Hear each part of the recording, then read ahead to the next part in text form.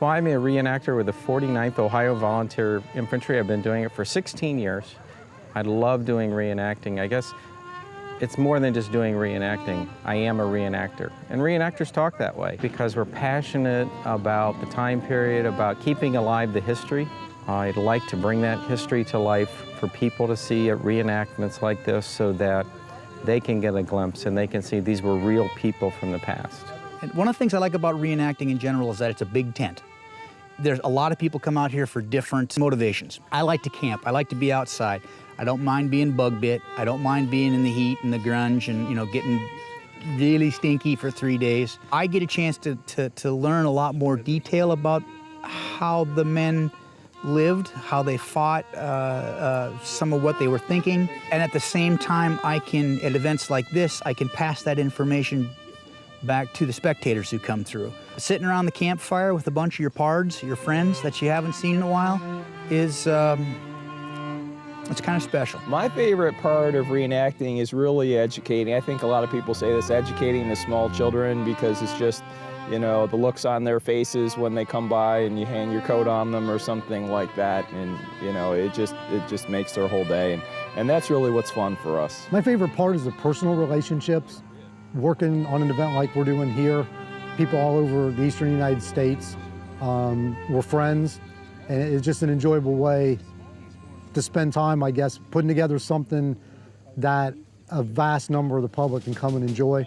You know, I'm sure we had several thousand spectators today, probably 1,000 reenactors here, and it's really satisfying to know that I've had a part in helping put it together for everybody. It's an important period in our nation's history, and to be able to bring it to life to, you know, all people, young and old, from all backgrounds, you know, to be able to take what they read in maybe in a textbook in school, or they're learning in school, or they read online, or they saw on TV, to be able to submerge them in that for just, you know, a half hour or an hour that they might be here.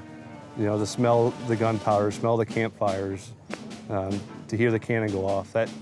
That's probably the greatest thing. The Army of Ohio is a parent reenacting organization. We currently have 16 groups in Ohio, Pennsylvania, New York. We have infantry, artillery, cavalry, and civilians. We command and help co-host some of the largest events in Ohio. We attend anniversary events on actual battlefields or in the vicinity. Right now we're doing the 150th anniversary cycle of events. This is, it's a model 1861 Springfield rifle, meaning this was manufactured in the United States. Springfield refers to the Springfield Armory in Springfield, Massachusetts. It's a .58 caliber bullet, big chunk of lead. This was often used rifles in the war. There were two that were used mostly. It was the American-made Springfield, and then there was a British-made Enfield, which was, for all intents and purposes, the same gun. This thing, it's just a wooden stock, steel barrel. The way it operated, it's pretty simple. You would load the charge up through here. There's a cartridge about that big, paper cartridge. Modern guns, they use brass bullet, brass cartridges and whatnot. This was paper. You'd rip it, you dump the powder down, you push the bullet down into the muzzle, you take the ramrod out, spin it around, and you push it all the way down. And then you would put just a small percussion cap on this cone here. And so when you fired, it would just send a little spark down inside into the chamber. It would ignite the powder, and away the bullet goes. Very simple. It's easy to clean. These three bands come off. There's a screw right here. You can take the whole barrel off. This faceplate comes off with just a couple of screws, and it's very simple mechanisms in there. A good soldier could fire 3 rounds a minute. And so there were different tactics that were designed to deal with that. So an entire unit would not all shoot at one time. Part of the unit would fire and the other part would wait. So guns aren't, not everybody's unloaded all at once. It was all about who can get the most force in a certain spot in the enemy's weak side the quickest. If you can do that, that's more important than being able to shoot the ace out of a card at 100 yards. That was just the way they fought. A corporal does basically, it's a glorified private.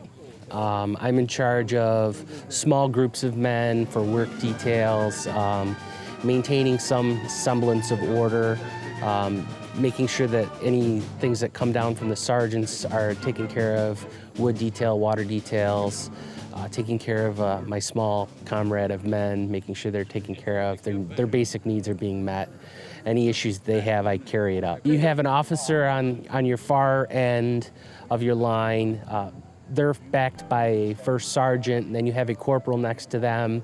And then down the line, you'll have, at the platoon break, you'll have 2 corporals.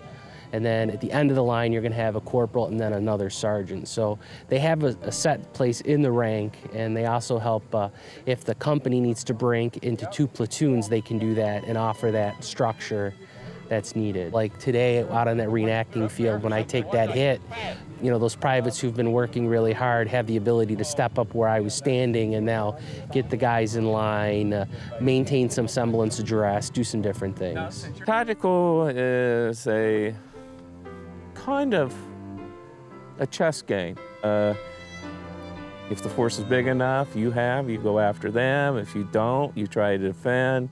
It's a tactical is more of a free-form war game, if you will. Whereas the scripted battles. These are scripted, and so we know that they're going to push us. We're going to push them. Somebody's going to. It's all organized. It's all choreographed.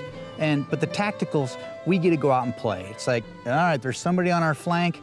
We better take care of them. If we don't, the judges are going to declare us all dead. So you actually have to be thinking, using your wits, using some of the tactics that you've learned and practiced and trained with. And that's one of the things that's a real joy for a lot of the reenactors.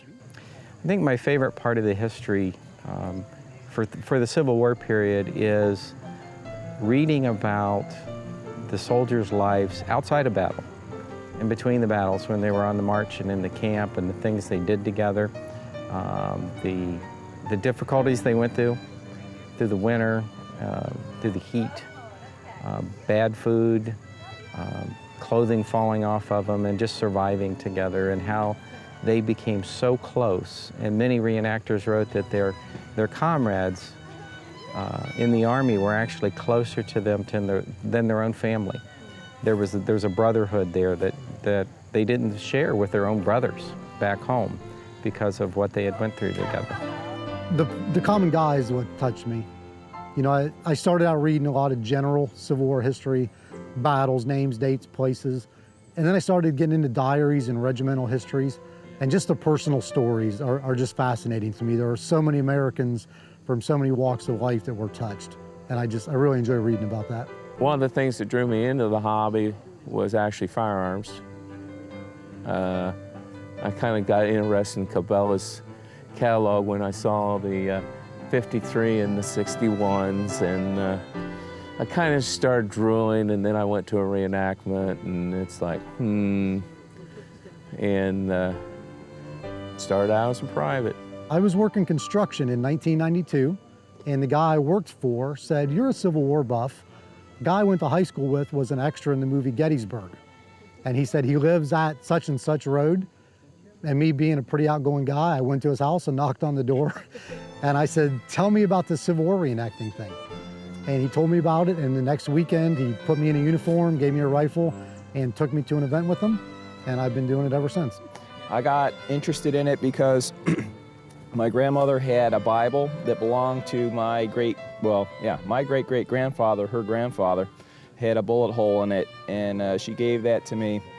And he was actually in the 12th New Jersey Infantry, and he was wounded at the Battle of Chancellorsville. So I just started by researching that, and kind of like the next logical step was, well, maybe I can go out there and taste it a little bit. And so, that's why I'm here today. Reenactors are putting on a show for the public, so it's really important for us to be accurate. People may read a book and it may not stick with them. It's better than reading it. You read it and it's kind of dry and doesn't really make a big impression. But particularly for younger people, they come out and, you know, maybe they can try on a hat, or they can see a soldier, get a picture taken with them. You smell the smoke from the gunfire or the campfire. And I think it just heightens your senses and your awareness to what you're learning. And it just makes a big impression on people. And so many people will come up to us out of reenactment and they want to tell us, you know, hey, my great-grandpa was in this unit and they fought here. Can you tell us about their unit, or tell us about the things they wore? You know, we all have our tents set up so that we can show people, you know, this is how they slept, this is the gear they wore. And we try to be as authentic as we can be for the people of Ohio to put on good quality events.